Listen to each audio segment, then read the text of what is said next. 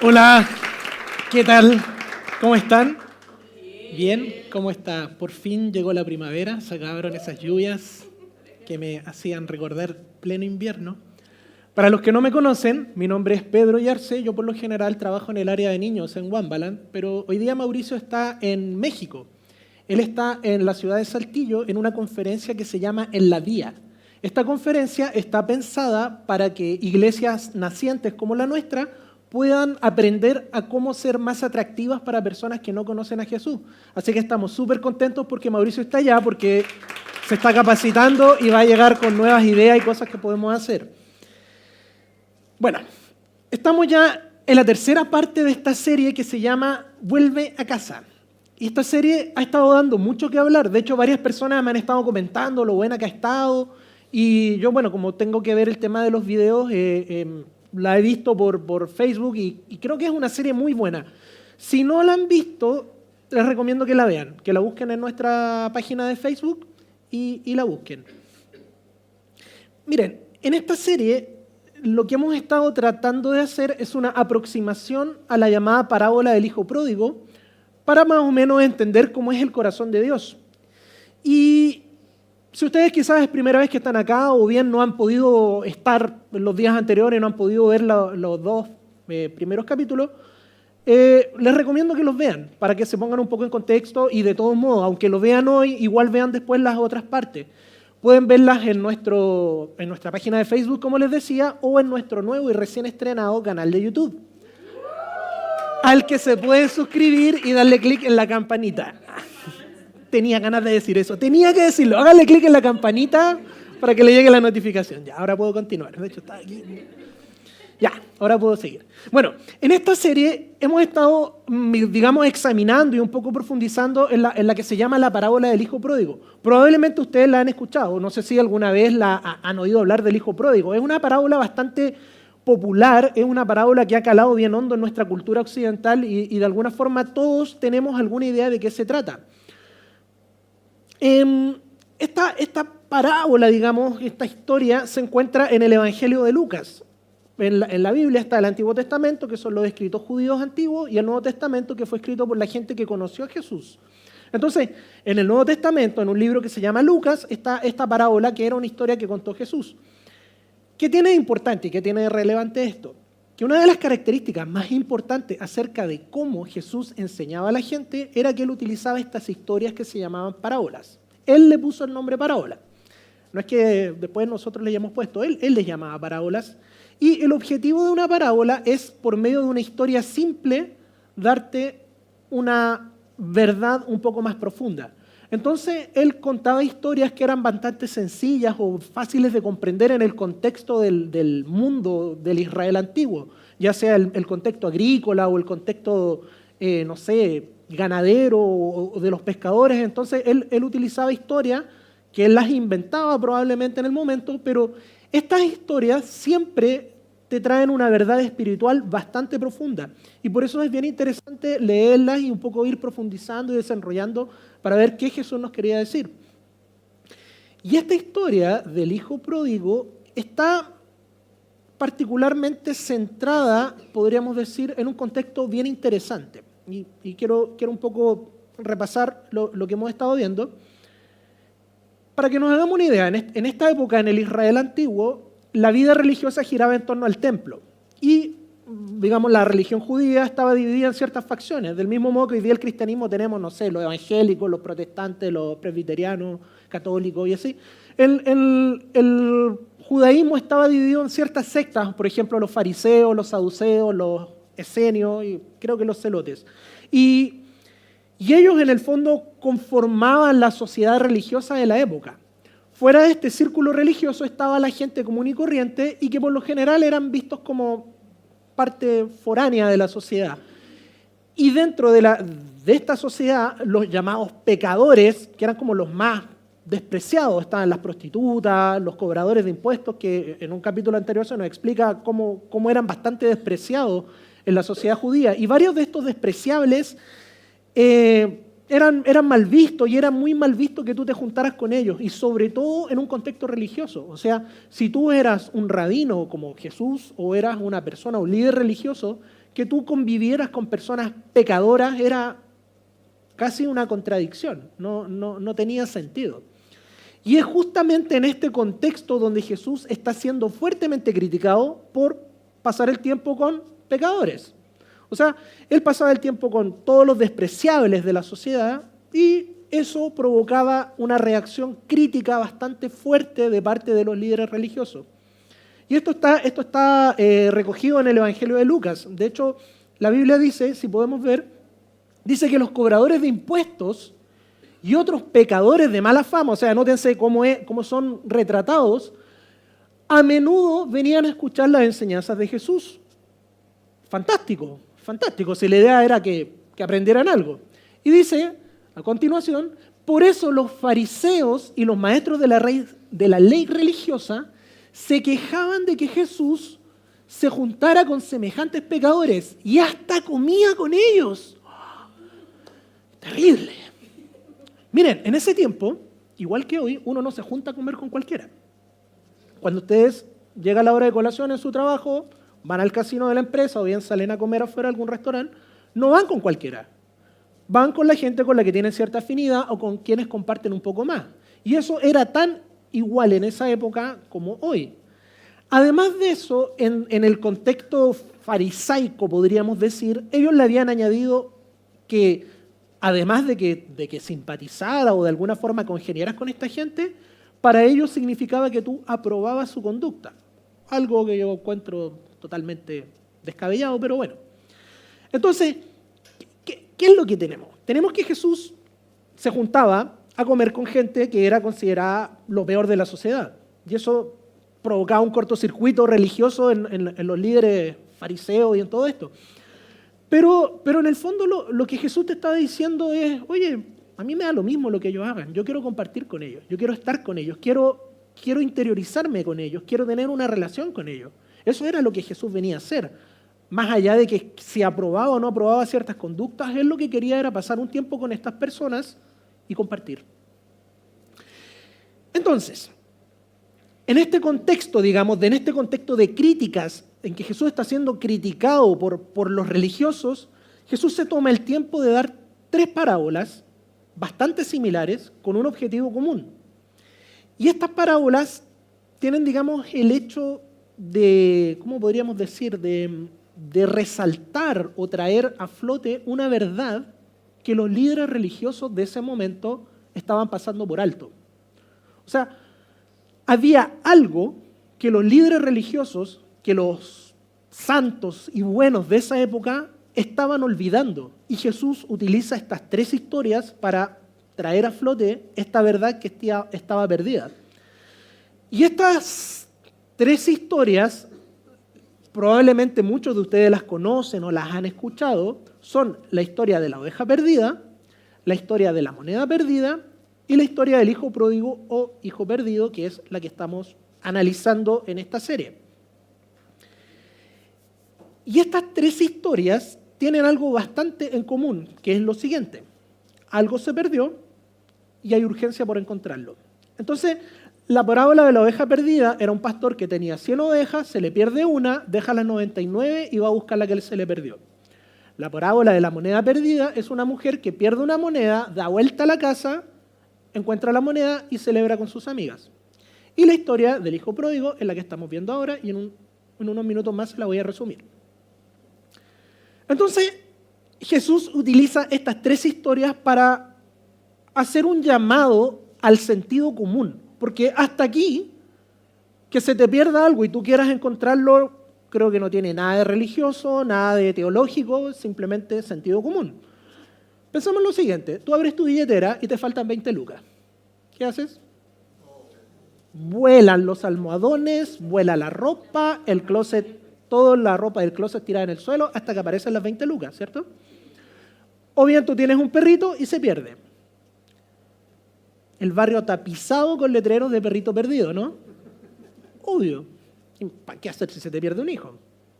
Entonces, Jesús está, digamos, diciéndoles, oigan chicos, esto es obvio, o sea, a ti se te pierde algo, ¿qué vamos a hacer? Vamos a buscarlo, vamos a dar vuelta cielo, mar y tierra por encontrarlo. Y Jesús utiliza estas tres historias para sacar a relucir esta verdad. Pero en la tercera historia, que es la parábola del hijo pródigo, que es la que estamos analizando, Jesús se toma un poco más de tiempo e introduce algunos personajes bastante profundos. Y esta historia, voy a resumirla porque pueden verla en nuestro canal de YouTube, suscríbanse, hagan clic en la campanita. En esta historia es más o menos así. Un padre tenía dos hijos, un mayor, un menor, y el hijo menor hace algo bastante grosero. Grosero en esa época, grosero hoy día. Le dice a su padre: papá, quiero la mitad de la herencia. O sea, eso, yo creo que si yo llegara delante de mi papá y le dijera: papá, quiero que me des la mitad de tus cosas porque me voy, es algo bastante desagradable, bastante grosero. Y el papá, de buena manera, toma su herencia, la reparte entre los dos hijos y el hijo menor se va a vivir a Las Vegas. Y, como decía la canción, living la vida loca. Compadre se gastó todo lo que tenía, se farrió todo lo que tenía, no me interesa, no me quiero extender mucho en la historia, pero finalmente termina cuidando cerdos. O sea, imagínense, llegó a Las Vegas lanzando dinero, fumando habano, entrando al casino así, y termina cuidando cerdos. Y en ese contexto, cuando él está cuidando cerdos, de repente dice: oye, pero en la casa de mi papá, o sea, hasta los trabajadores tienen mejor comida que yo. Volvamos a casa. Y parte de vuelta a casa, imaginándose un discurso de cómo iba a llegar, hablándole al papá: papá, mira, resulta que esto, bla, bla, bla. Llega a la casa, el padre lo ve cuando viene llegando de lejos y sale corriendo y lo abraza, lo besa, llama a los sirvientes: pónganle ropa nueva, pónganle el anillo, pónganle zapatos, maten al ternero engordado, vamos a celebrar. Fin. ¿Han escuchado esa historia? Es conocida, ¿sí? Es parte de nuestra cultura. Todos hemos escuchado hasta aquí la historia, ¿no? Y probablemente varios de nosotros la hemos escuchado sin necesariamente haber estado en una iglesia. Pero ¿saben qué? La historia no termina aquí. Esta es la parte interesante. De hecho, recién me voy a meter en el tema. La historia sigue.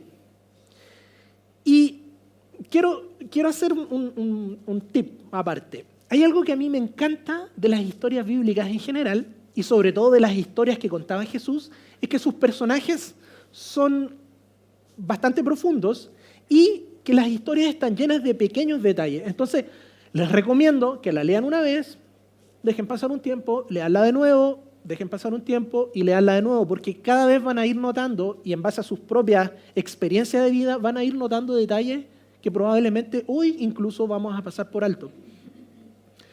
Entonces, paréntesis aparte, está aquí Jesús contándole esta historia a dos tipos de auditorio.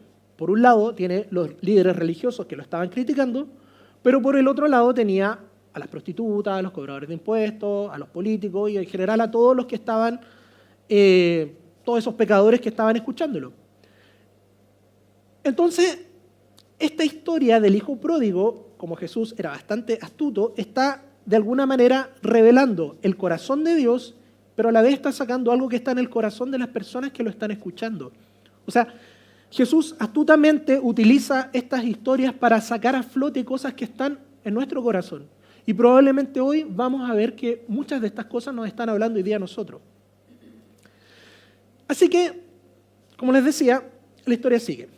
Así que leamos lo que dice en Lucas. Dice: mientras tanto, el hijo mayor estaba trabajando en el campo. Cuando regresó, oyó el sonido de música y baile en la casa y preguntó a uno de los sirvientes qué pasaba. Entonces el sirviente le dijo: tu hermano ha vuelto y tu padre mató el ternero engordado. Celebramos porque llegó a casa a salvo. ¿Saben lo que hizo el hermano mayor? Dejó al criado hablando solo, lo tiró lejos, entró corriendo a la casa, se abrazó a su hermano menor, lo besó, le dijo: has vuelto, qué bueno, qué alegría.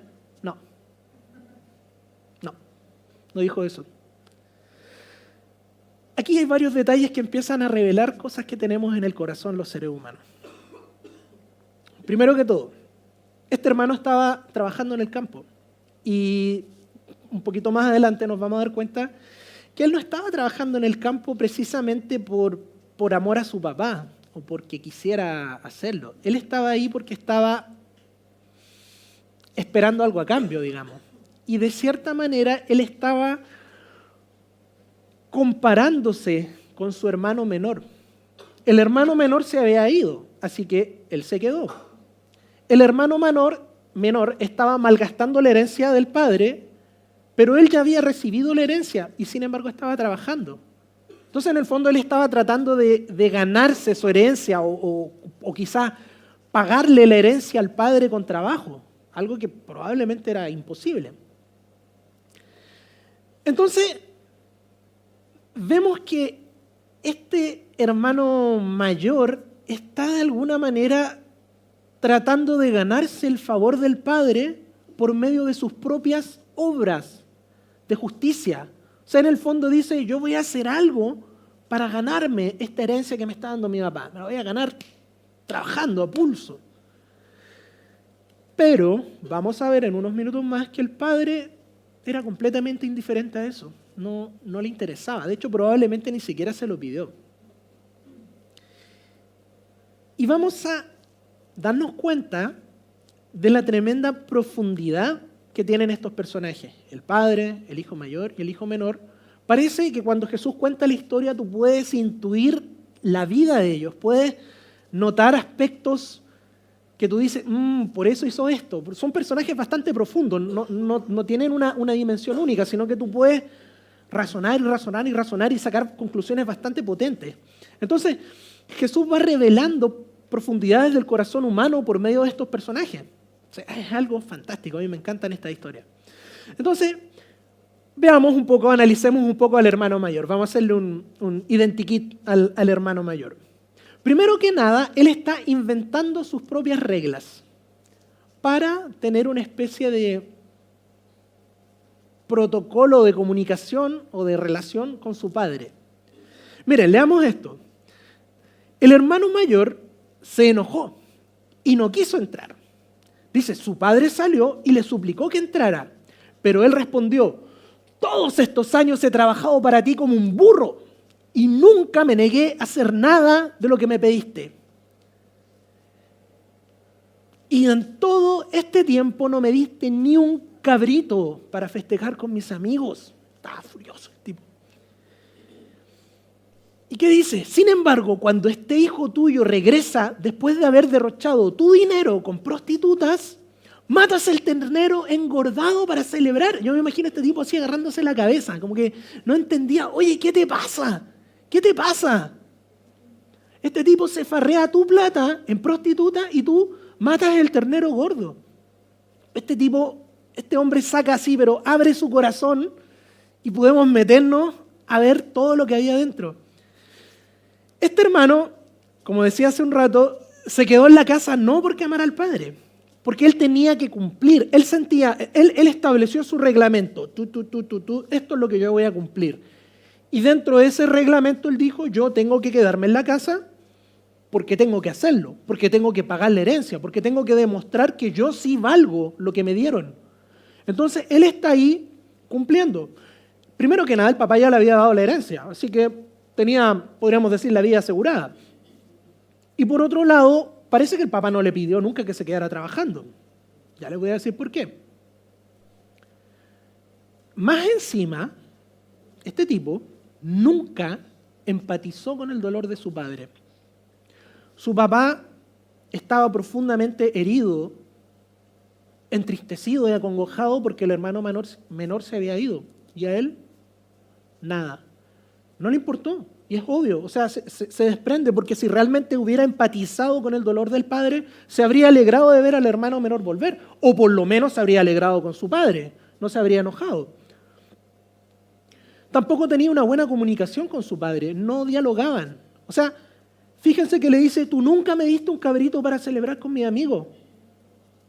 Se lo pidió, esperaba que el padre llegara, hijo, has trabajado tanto, toma, anda a celebrar con tus amigos. Él esperaba que su padre respondiera a lo que él estaba haciendo, pero él nunca se sentó a conversar. Él dijo, oye, papá, ¿sabes qué? Tengo ganas de hacer un carrete con los chicos. Nada.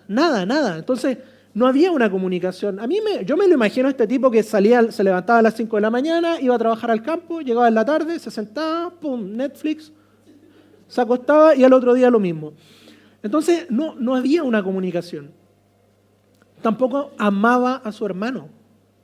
no lo amaba. Mira cómo lo trata, le dice, este hijo tuyo. Así como, este hijo tuyo.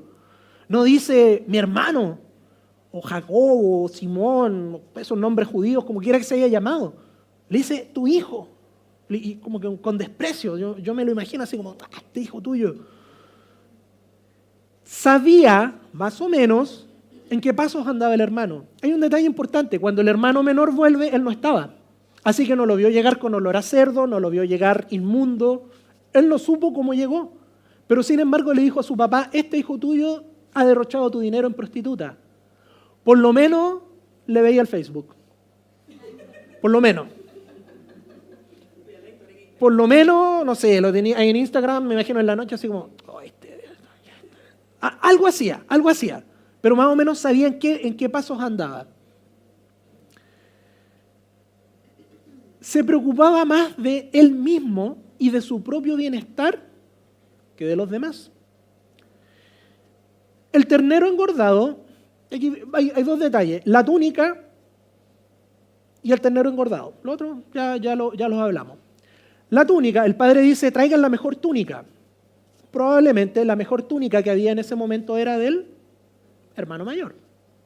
De hecho, en la cultura judía, el hermano mayor tenía una posición bastante relevante, era casi a la par que el padre. El matrimonio del hermano mayor era un acontecimiento social, en el cual probablemente iba a estar invitada toda la aldea o el pueblo donde vivían. Y la vestimenta que iba a tener el hermano mayor era bastante relevante. Ahora, nosotros en nuestra cultura actual occidental, la protagonista del matrimonio es la novia. La novia es la radiante, es la reina. En la cultura judía de esa época, el protagonista era el novio. Él era el centro, digamos, de la festividad y tiene un motivo de ser que escapa a este estudio. Entonces, la túnica, la mejor túnica, probablemente era la túnica que le estaban preparando al hermano mayor. Ahora, díganme ustedes, mujeres, si le sacaran el vestido de novia para dárselo a otra persona, ok, quédense con esa ira. El ternero gordo, y aquí el que se enoja soy yo, era cultura agrícola, tomaron un ternerito, le hacían masaje, le cantaban canciones, lo alimentaban con lo mejor, le servían el mejor vino y lo preparaban para el matrimonio del hermano mayor. Esa carne tiene que haber sido maravillosa. Creo que el mejor guayú no se comparaba al ternero engordado que preparaba esta gente. Imagínate un ternero criado especialmente con el propósito de celebrar tu matrimonio. ¿Cómo no se me ocurrió antes? Pero bueno, los que no se han casado, tomen nota. Cuiden un ternero, masaje, música suave, todo eso. Entonces, a este hermano estaba más preocupado del ternero para su boda que de la vida de su propio hermano. O sea, le daba más relevancia a su fiesta de matrimonio y que probablemente iba a ocurrir en un tiempo más, que a su hermano que había estado desaparecido. Entonces, hay aquí algo en el corazón de este tipo. Él, de alguna manera, estableció sus propias reglas. Él estableció su código de buena conducta. Se quedaba en casa, se levantaba temprano a trabajar, volvía tarde, hablaba poco, y él esperaba que todos actuaran bajo ese código de conducta. Es más, él esperaba no solo que su padre reconociera este código de conductas que él mismo había inventado, sino que además lo recompensara por cumplir leyes que él mismo había inventado. Es absurdo en todo el sentido. Yo invento mis propias reglas y luego espero que los demás me recompensen por cumplir reglas que yo mismo me inventé. ¿Tiene sentido? No tiene sentido. Como el hermano menor tampoco, lógicamente, cumplió el estándar que él mismo había inventado, merecía ser tratado como lo más despreciable. En otras palabras, este hermano mayor no tenía una relación con su padre. No existía. Vivía, pero no tenía. Él simplemente tenía un código de buena conducta y esperaba que todos los demás lo cumplieran. ¿Y saben a qué se parece esto? A la religión. Así es como luce la religión. Así se ve la religión de lejos. Recuerden el contexto en el que estamos. Personas, santos, buenos, líderes religiosos, criticando a los pecadores, criticando a Jesús, que se junta a conversar y a comer con pecadores. Todo esto se trata de religión. Todo esto se trata de concepciones que tenemos sobre Dios. En este contexto está esta parábola, así que esto es muy importante. Entonces, este hermano mayor, ya le sacamos el identikit, vemos que él luce de la misma forma en que luce una persona religiosa. Se inventa sus propias reglas, juzga a los demás con esas reglas que él se inventó, espera que Dios juzgue a los demás con esas reglas que él se inventó, no ama a Dios, no ama a las otras personas, no se comunica con Dios, le preocupa más su propia comodidad que el hecho de que otras personas puedan volver a casa, y por lo general se está comparando con gente peor que él, porque nunca se comparó con su padre, pero sí se comparó con su hermano.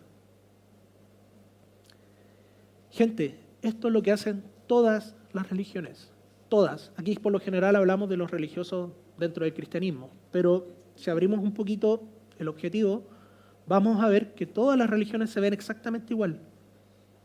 Miren, de alguna manera u otra, todos tenemos un sistema de creencias, todos. Tú me dices, no, yo no creo en nada, ese es tu sistema de creencias.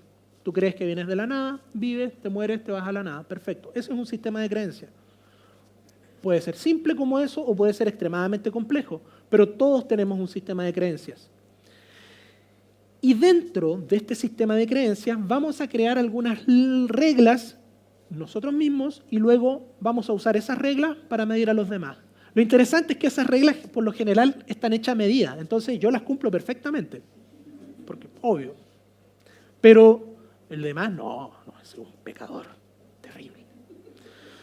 Y así ocurre con la religión, con cada sistema de creencias, ya sea que este sistema de creencias te apunte al Dios de la Biblia o al monstruo del espagueti volador, a lo que sea, pero de alguna manera tu sistema de creencias va a generar códigos de conducta, códigos de moral. A mí me quedan perfectos, los demás, ¡ay, qué terrible! Son todos unos pecadores, todos merecen el infierno. Y eso es lo que ocurre también dentro del contexto cristiano.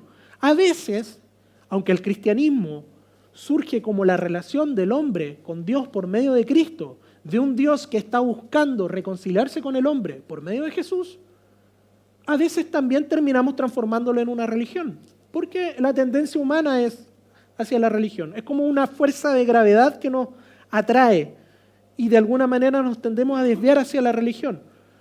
No quiero decir que ser religioso sea malo, pero sí significa que tienes que estar un poquito atento y examinarte a ti mismo. Y esta parábola, por eso les digo que léanla y reléanla de tiempo en tiempo, porque les ayuda a más o menos posicionarse donde estamos. Volvamos a la iglesia, volvamos a lo que nos convoca.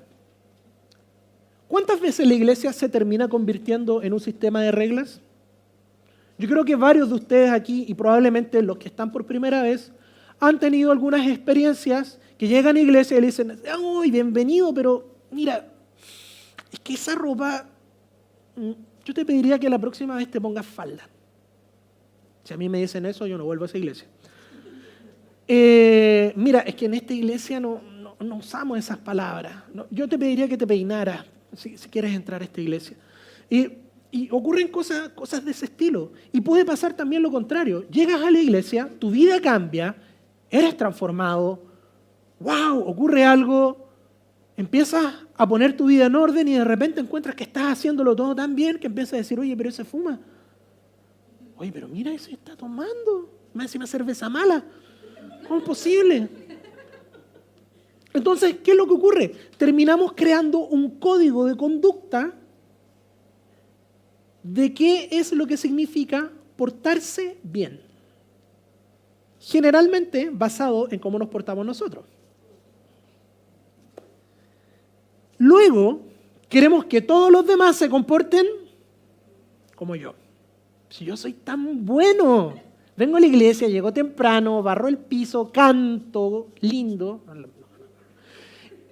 y canto alto, canto fuerte, levanto los brazos, soy el mejor, todos deberían ser como yo. Donde yo vivo en el edificio, todos deberían ser como yo. Yo espero que a que la gente baje del ascensor antes de subir. Soy tan bueno.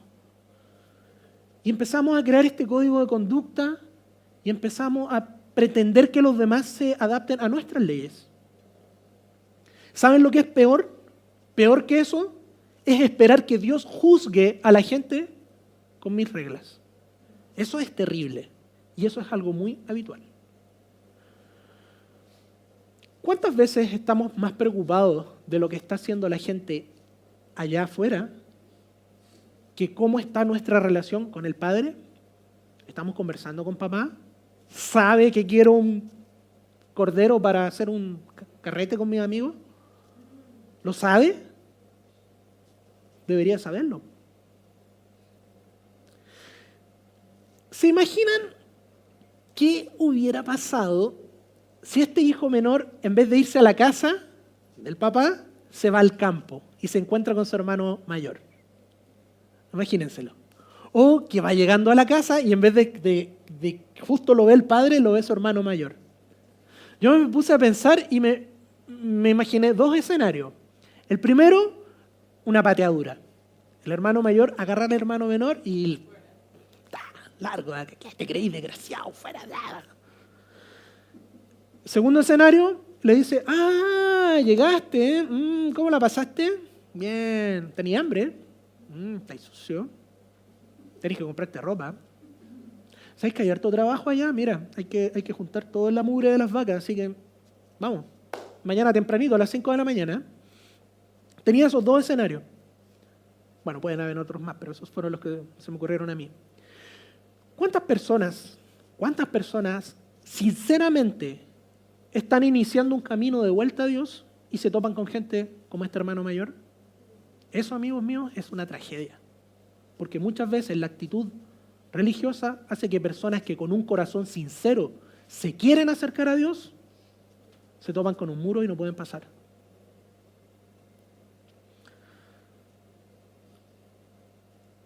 Muchas veces la iglesia se ha comportado como este hermano mayor. Muchas veces la iglesia ha existido solo para criticar lo que hacen las personas fuera, en vez de ser una ayuda, un guía para que las personas encuentren el camino de vuelta. Por eso existe New Life, por eso existe esta iglesia. Por eso, porque las personas que conformamos esta iglesia queremos ser guías. Queremos ser guías para las personas que están buscando a Dios. Por esa razón Mauricio hoy día está en México. Porque está buscando cómo aprender nuevas formas para ayudar a las personas a tener una relación con Dios.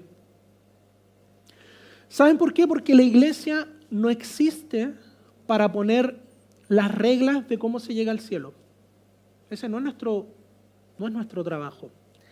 La iglesia existe con la misión de mostrarle a las personas el camino al Padre. Nosotros estamos parados en el camino diciendo, vaya por allá. Esa es nuestra misión. Decirle a la gente cómo llegar al Padre. Terminemos de leer la historia para cerrar. Su padre le dijo, mira querido hijo, tú siempre has estado a mi lado y todo lo que tengo es tuyo. Teníamos que celebrar este día feliz, pues tu hermano estaba muerto y ha vuelto a la vida. Estaba perdido y ha sido encontrado. ¡Wow! Tremendo, mira cómo el padre ama a este hermano mayor. Viendo la actitud, probablemente el hermano mayor está echando fuego, humo, y el padre le dice, pero querido hijo, tierno, amable, amoroso. Fíjense cómo lo trata, querido hijo. Y reconoce el hecho de que el hijo estaba ahí. Le dice, tú siempre has estado a mi lado. ¿Por qué yo les dije que no tenía comunicación con el padre? Porque a continuación lo que les dice es, todo lo que tengo es tuyo. Ese hijo podría haber tomado un cabrito y haber hecho una fiesta, no una, las veces que quisiera. No tenía ni que avisarle al padre.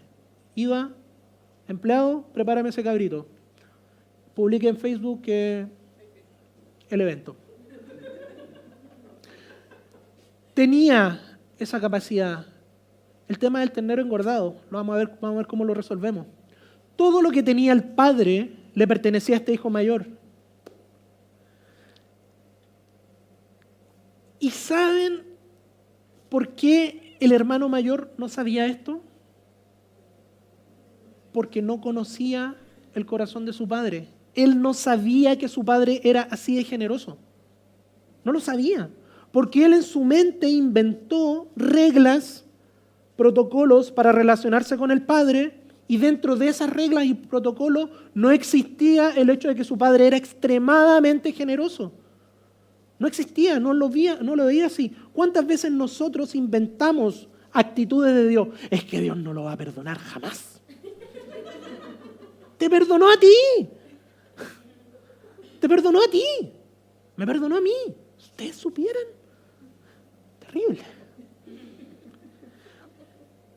El padre, además, tenía las prioridades claras. Miren, el tema del ternero, de la túnica, del anillo, todo eso, ya iba a haber tiempo de resolverlo. Miren, ya iba a tener tiempo de aclarar la relación con el hijo mayor. Yo creo que el padre sumó 2 más 2 y dijo, oye, aquí hay un problema, parece que no hemos conversado. Pero no era la prioridad en ese momento resolver esa situación. La prioridad en ese momento era el hijo que había llegado, el hijo que había vuelto. Ya iba a haber tiempo de recuperar el ternero engordado. Podían ir a la carnicería, podían poner a engordar otro ternero, había 1000 formas de resolverlo. Pero no era la prioridad en el momento, la prioridad era el hijo que había vuelto. Y ese día particular, nuevamente, la prioridad era el hermano menor. Un día para celebrar, un día para hacer fiesta, porque este hermano estaba muerto. No sabían nada de él. Y de repente, está vivo. Y eso es lo que pasa con la gente. Cuando vienen a Dios, cuando vienen a Cristo, pasan de muerte espiritual a vida espiritual. Estaban muertos y ahora están vivos. Esa es nuestra prioridad. Entonces, ahora que tenemos ya el cuadro completo, ya le sacamos el identikit al hermano mayor, más o menos vimos como es el corazón del padre, vimos más o menos como es el hermano menor. La pregunta que quiero hacerles es la siguiente. ¿Cuál era la principal diferencia entre el hermano mayor y el hermano menor? Ninguna. Ninguna. El hermano mayor también estaba derrochando todo el amor de su padre, estaba derrochando toda la herencia de su padre, salvo que de otra manera. ¿Por qué? Porque el hermano menor tomó su herencia, se fue a Las Vegas, ¡pum!, se la gastó. El hermano mayor tomó su herencia, la metió debajo del colchón y se fue a trabajar al campo. Me encantó este ejemplo, si yo voy, tengo el refrigerador lleno, lo abro, ¡pum!, cocino todo, ¿soy un derrochador? Claramente. Si yo tengo el refrigerador lleno y no hago nada, y la comida ahí se pudre, ¿soy un derrochador? Por omisión. Entonces este hermano mayor era exactamente igual de derrochador que su hermano menor. Ambos, de distintas maneras, estaban derrochando el amor del padre. Él podría haber tomado todo lo que necesitaba en la casa y nunca lo hizo. Así que, si yo veo esto y digo que el hermano mayor era exactamente igual al hermano menor, ahora yo me dirijo a 2 audiencias. A una que es como el hermano mayor y a una que es como el hermano menor. Primero que nada, si tú eres como el hermano menor y estás fuera de casa, recapacita. O sea, puedes estar en la etapa de living la vida loca o puedes estar en la etapa de criar cerdo. Vas a llegar a la de criar cerdo. Créeme, yo vengo de ahí, así que lo sé. Siempre terminas criando cerdo. Puede que quizás quieras volver a casa y puede que quizás hayas intentado antes volver al padre. Probablemente te has topado con gente como este hermano mayor.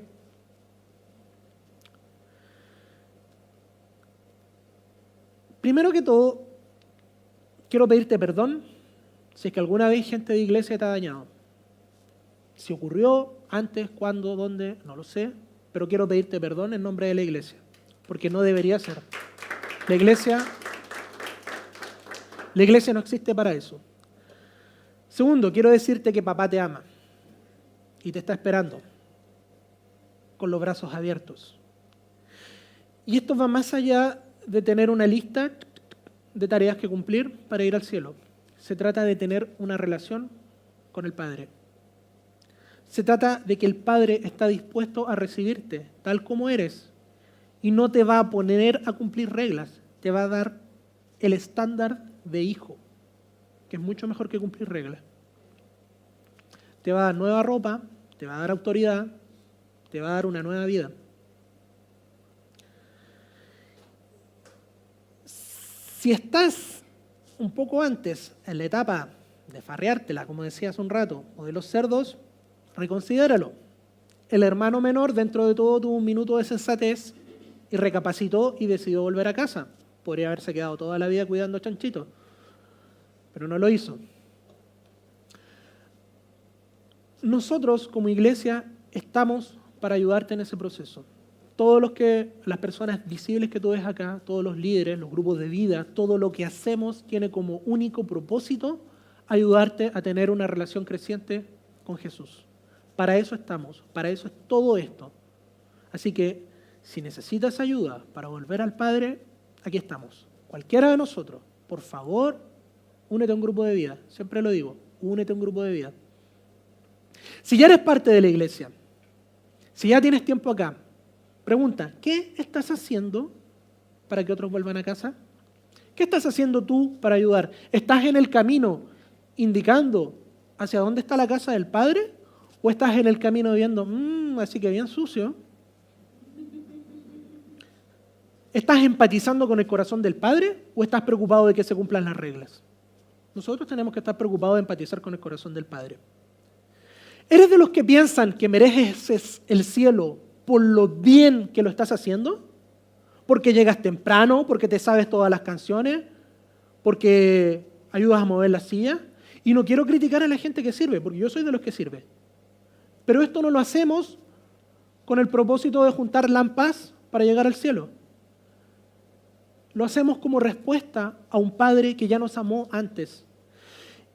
Y quiero hacer un mini paréntesis. La diferencia principal entre la religión y la relación con Dios es que la religión coloca la carreta delante de los bueyes. Entonces te dice, haz buenas obras y el Padre te amará. La relación es, el Padre te ama y yo respondo con buenas obras. ¿Lo entienden? Grábense eso. Sí, pueden olvidarse de todo lo que dije hoy día, pero de esto no. Entonces nuestras buenas obras, lo que nosotros vamos a hacer, sea lo que sea que hagas, porque todo lo que hagas para servir está bien, se agradece, hazlo como respuesta amorosa a un Padre que te amó primero. La pregunta final, y que es la pregunta práctica para esta semana, es, ¿cómo queremos ser? ¿Cuál va a ser nuestro corazón? Ustedes saben en qué etapa están, yo no tengo idea. Ustedes saben si están camino a casa o están en casa.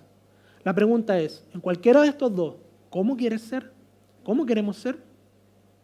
¿Estamos dispuestos a reconocer nuestra real situación y probablemente iniciar un camino de vuelta a casa? ¿Estamos dispuestos a dejar de lado nuestra comodidad, nuestro ternero engordado, nuestra túnica, con tal de que otro pueda volver y tener una relación con el Padre?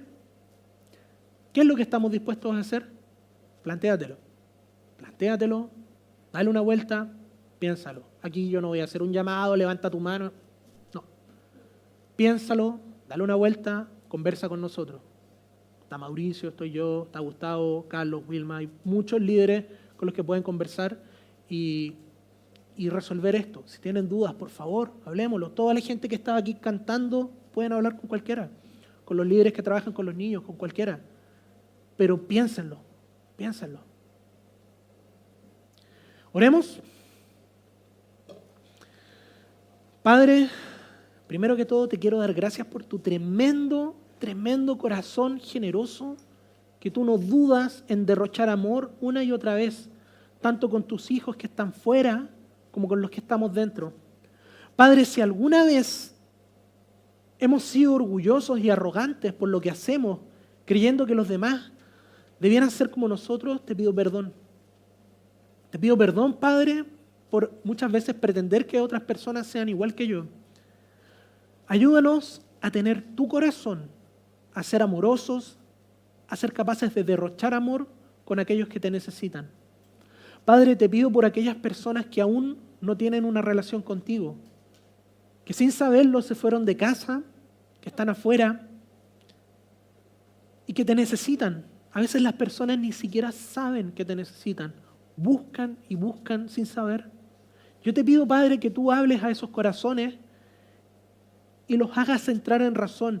Y a nosotros, Padre, prepáranos para recibir con los brazos abiertos y ser nosotros tus brazos, tu sonrisa, tu corazón. Guíanos para crecer como iglesia. Te pedimos por Mauricio, que está allá en México. Padre, dale sabiduría, que pueda aprender muchas cosas y que pueda volver renovado para que tengamos nuevas ideas de cómo hacer que la iglesia sea un lugar más atractivo para aquellos que no te conocen. Te agradecemos y pedimos todo esto en el nombre de Jesús. Amén.